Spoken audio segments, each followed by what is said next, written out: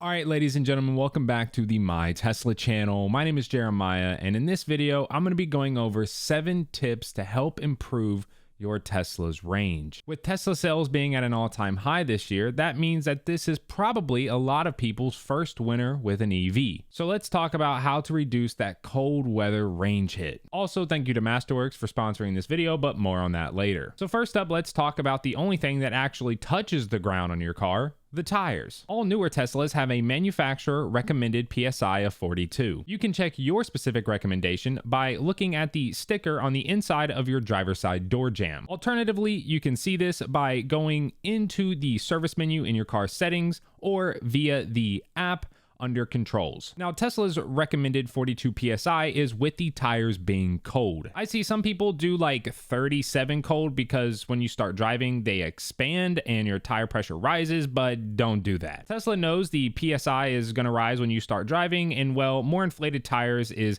going to give you better efficiency. You should only underinflate if you're tracking the car, but if you're doing that, then you already know this and you know what to do with your tires. So yeah, make sure your tires are inflated properly and while they are cold. Sticking with the round things that spin, next up, let's talk about your wheels. First thing I'm gonna say, and this is probably obvious, but if you have Aero wheels and you're not running the caps, well, put the caps on. That's like 10% of your range right there. I know some people really hate the look of the covers, so if that's you, there's a bunch of aftermarket covers you can get. I'll have Test Stuff's Uber Turbine wheel covers linked below. They're right on par with normal Tesla covers in terms of efficiency. It's like a 2 to 3% discrepancy. With the covers out of the way, let's talk about the wheels themselves. If you're running big wheels like the 20-inch Uber Turbines for the Model 3 or the 21-inch Ubers for the Model Y, or even the 19s or 20s for the 3 and Y respectively, this can hurt range. These wheels are big and heavy, which means worse range, so I'd recommend downsizing for your winter wheels. Plus, if you paid for the upgraded wheels, then you probably care about them,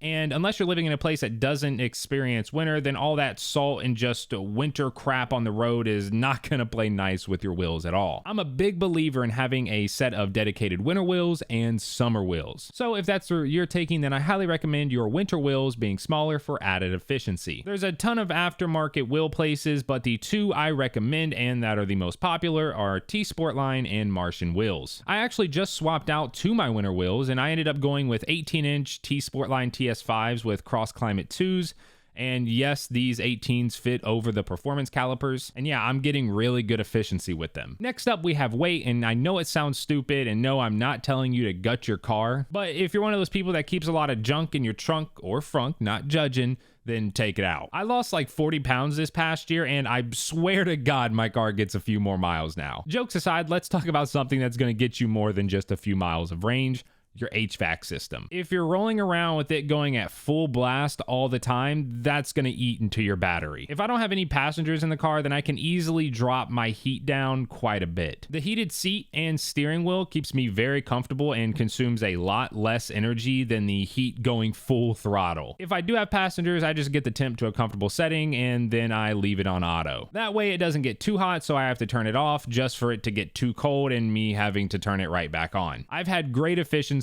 driving with auto during the winter. Next up, I want to talk about the fact that the wider EV industry has some world-changing potential, but for the foreseeable future, we can expect some bumps in the road. Semiconductor shortages are causing unprecedented delays. Car prices are still at an all-time high, and in the midst of all this, Tesla stock is down over 50%. And some expect this trend to continue for the next 2 years. If you're in the market for a new Tesla, or you're just looking to protect your savings, chances are you could use some extra money in your pocket. And believe it or not, there still may be some opportunities to find some returns outside of the stock market. Elon Musk once said during economic downturn, we should turn to physical assets with inherent value that can retain or gain value when traditional equities are crashing. And thanks to their low correlation to the stock market, those physical assets are fine art. In fact, over the last 26 years, art prices have outpaced the S&P 500 by 131%. The trend transcends bull and bear markets. The last time inflation was at its current levels, art appreciated at a yearly average of 17.5%, according to the MW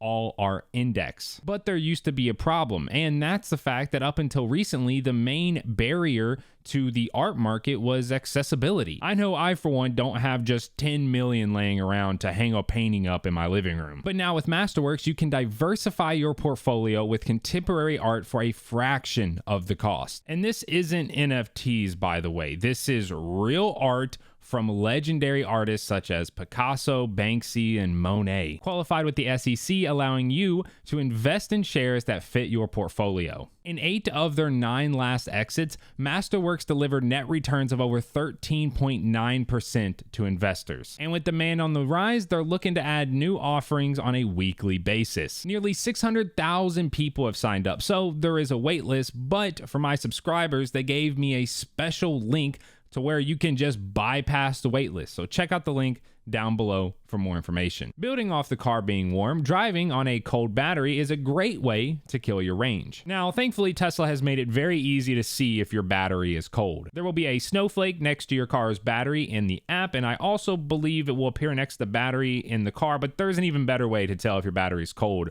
with you being in the car. Look at your energy consumption bar. If there's dots on the regen side and you're not at 100%, well, then your battery is cold. The best way to get your battery nice and toasty before driving on it is by preconditioning the car. You can do this by setting a scheduled departure within the app and then enabling the preconditioning option. Now, sadly, this is really only useful if you leave at the same time every day, but if you don't, well, then I have a second method for you that is essentially the same. Just turn your HVAC on. Once the cabin is at your selected temperature, it will start warming the battery. Because it's an EV, the cabin will get warm pretty quickly, but as long as you set it about 15 minutes before you need to leave, your battery should be good to go. This is essentially what selecting the precondition option in the scheduled departure does. Have you ever wondered why it tells you your cabin is at your desired temperature like 10 or even sometimes 15 minutes before your actual scheduled departure time?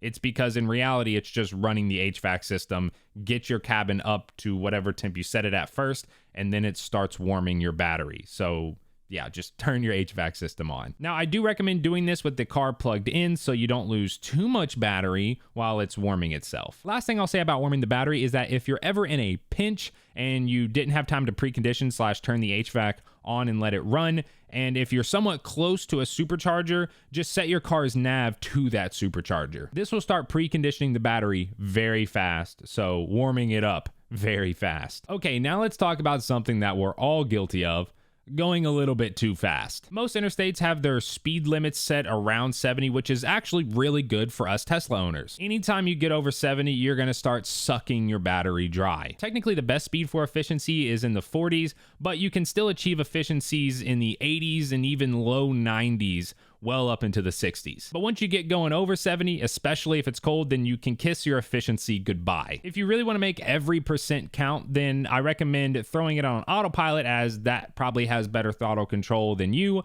and then slap the thing to 70, assuming it's safe to do this, because I know some states have their speed limits up into the 80s. I did a 300-mile-ish loop test earlier this year, the first half at 70 with autopilot on, and I got to my destination with around 60%. And then on the way back, I was doing 85 with no autopilot, just my foot doing the speeding up and slowing down, and I arrived with 3%. So yeah, a little extra speed can really drain you. And finally, we have something that some Tesla owners do from the get-go for whatever reason. I'll never understand why, but they put the car in chill mode. Chill mode is essentially going to cut the car's acceleration capability in half. I understand for doing this during the winter if you're trying to really stretch out your range, but some people put it on chill mode in like the summer, which, like I said, I don't understand. It's probably very obvious, but zipping around with all that instant torque is, well, very easy, fun, and a killer for your battery. So yeah, throw this on if you have a lead foot. I guarantee you'll get some extra range. Now, I know that I said that was the last thing, but bonus round. First up is the Energy app. I could talk for 5 minutes straight about this and the new redesign, but if you have a destination set and you're using more energy than what the car predicted you would use, then it will actually give you some tips to improve your range based off what was hurting your range. It'll also give a bunch of other stats like park consumption, HVAC consumption, and a whole lot more. And secondly, regen. You used to be able to adjust the regen strength, and in fact, I think some Teslas still can, but all the newer ones can't. And no, I'm not recommending performance users use track mode in the winter